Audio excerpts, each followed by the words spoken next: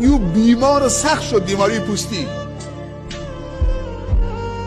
یه بیمار شفا میخواد،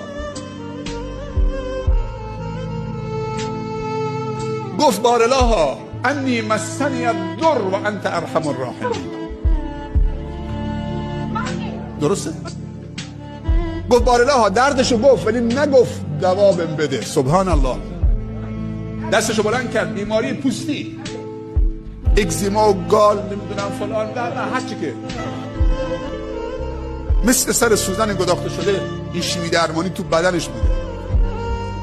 دستش بلند کرد گفت بارالله من آسیب دیدم ولی تو ارحم الراحمینی، تو بندگان ظلم نمی‌کنی، تو ارحم الراحمینی.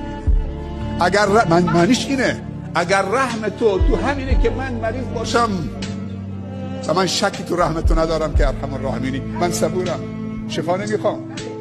اگر رحم تو اینه نسبت به من، ولی ما باید خواسته هامون رو دسته‌بندی بکنیم، نه هرچی به ذهن ما آمد از خدا بخواهیم.